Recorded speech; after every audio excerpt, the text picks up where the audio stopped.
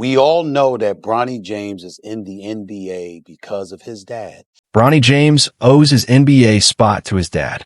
After months of jabs from Stephen A. Smith, Bronny finally snapped on Instagram Live. Listen up, motherfucker. Listen up, mother. And then he dropped a bomb from Stephen A.'s past that no one saw coming.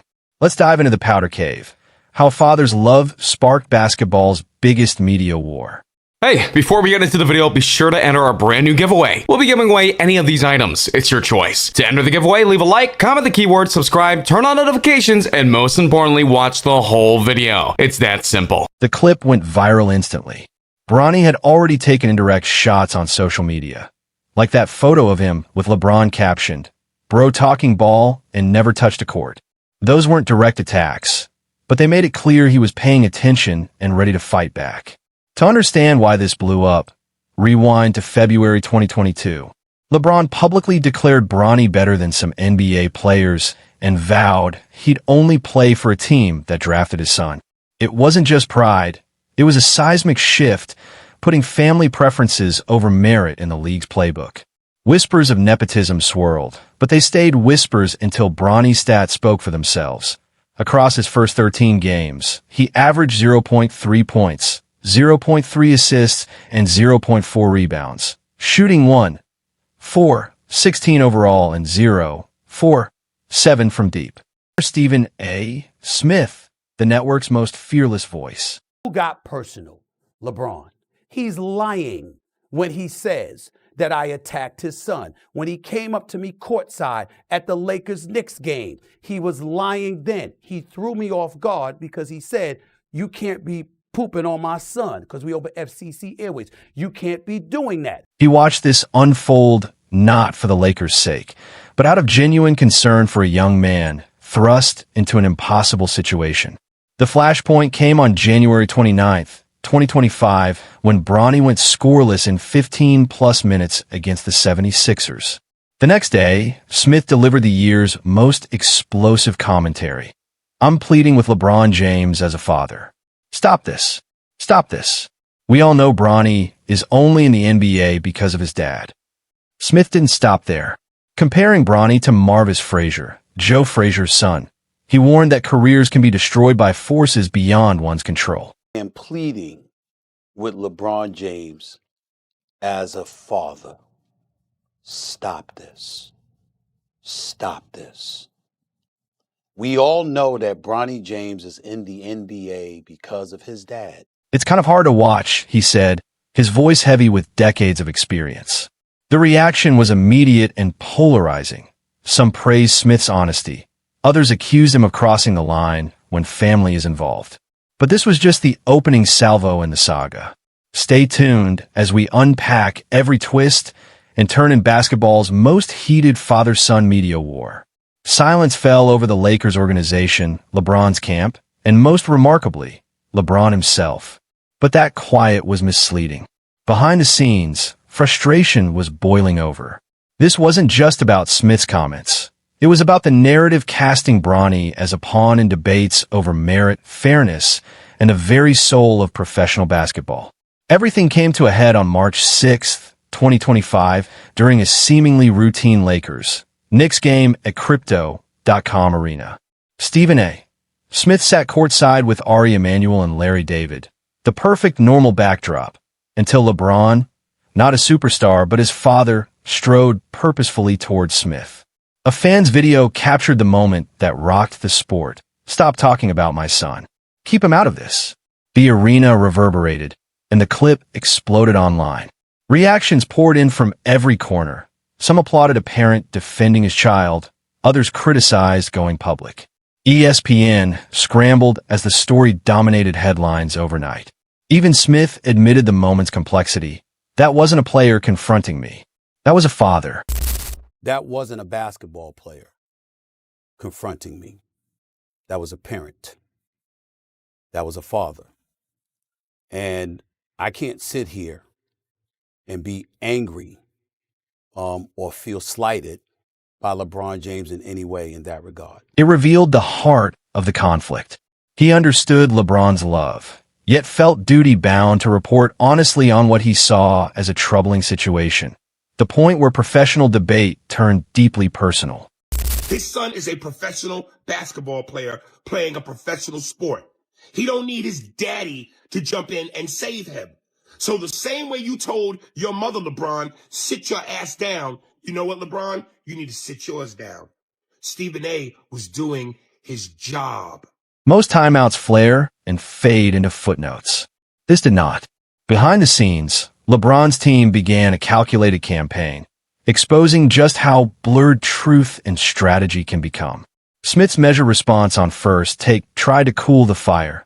LeBron knew how to reach me. He never called, or I would have answered, but in doing so, he revealed his first real misstep, underestimating how high the stakes had become. Smith treated this like a professional debate, framing it around journalistic duty, unaware that LeBron had already moved the fight to an emotional, public stage.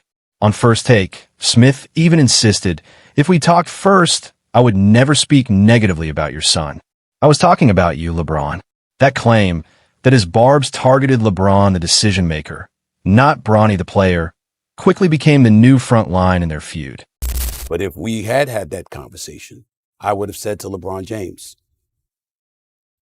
I never would speak negatively about your son. I was talking about you, meaning you, LeBron James. While Smith drew fine lines in the studio, LeBron stayed silent and let his son's game do the talking. Bronny lit up the G League, averaging over 20 points per night, and on March 20th, 2025, he poured in 17 points and handed out 5 assists against the Bucks. Even Smith had to admit, I was impressed. I might have been wrong. My view was that Bronny needed a G League year first, then the NBA. Was impressed, okay? This is the big picture here that I want to bring up. I might have been wrong. Are you listening, LeBron James? Because here's my position. Bronny James needed to be in the G League. Put him in the G League. Let him be in the G League his first year. And then after that, let him come on, because I've always believed that this kid has the potential once I watched him. That reluctant praise felt like a victory for LeBron, proving his critics had jumped the gun. LeBron didn't see that as a moment to reconcile. He saw it as proof the criticism was unfair. So on March 26th, 2025, he went on the Pat McAfee show with weeks of strategy behind him. Calm and measured, LeBron recast Smith as a man chasing headlines, suggesting the whole drama was engineered for attention. He didn't merely defend his stance. He flipped the script, casting himself as a father protecting his son's future and painting Smith as the opportunist. On the Pat McAfee show, LeBron didn't lash out in anger. Instead, he methodically dismantled Smith's narrative. It started off with, I didn't want to address it. I wasn't going to address it. But since the video came out, I feel the need to address it. You would be not to talk about it. Are you kidding me? If there's one person that couldn't wait to the video to drop so you can address it, it's your ass. Like, seriously? He mocked Smith's repeated excuses. I didn't want to address it, but the video went viral, so here I am, and compared his media tour to a blockbuster concert circuit. The point was clear. Smith was chasing headlines, not seeking genuine dialogue. This line of attack reframed the debate entirely, casting Smith as an opportunist rather than a concerned journalist. Smith's response was equally intense. In a 52-minute YouTube video, he admitted he might have physically defended himself if LeBron had struck first. That admission marked the shift from professional disagreement into raw personal animosity. It wasn't just about reporting anymore. It was about defending one's own honor in the face of what he saw as a coordinated character assault. Then, on the Gills Arena podcast, Smith laid out what he saw as LeBron's lies and manipulations. He called LeBron's public confrontation weak and unnecessary drama, arguing that a private call could have settled everything. For the record, his agent and friend, Rich Paul, has my number. Maverick Carter, who works under him, has my number. LeBron James knows how to get in contact with me if he wanted to. He never called, because had he called and wanted to talk to me, I would have accepted that call. When LeBron appeared on a rival show immediately after First Take, Smith took it as a deliberate insult, proof of how far the Lakers camp was willing to go to control the headlines. Meanwhile, behind the scenes, a very different story was unfolding. Bronny James quietly embraced the criticism, channeling it into hard work. "I let it go through one ear and out the other," he said in a rare interview. "I put my head down, come to work, and stay positive. It fuels me." He rose at 8, studied film, worked out, even did physical therapy. And when critics said he lacked emotion, he set the record straight. "People think I'm a robot, that I don't feel anything. But I do." That confession revealed the impossible tightrope he walked. Tough enough to weather harsh scrutiny, yet human enough to justify his father's fierce defense. In his disciplined response, Bronny showed that the strongest answer to any storm is steady progress and silent confidence. The basketball world rallied around Bronny in ways nobody saw coming. Three-time NBA champion and former LeBron teammate Dwayne Wade jumped on the Today Show to defend him. None of them can beat him in basketball. They haven't seen Bronny James get up at 5 a.m. to chase his dream.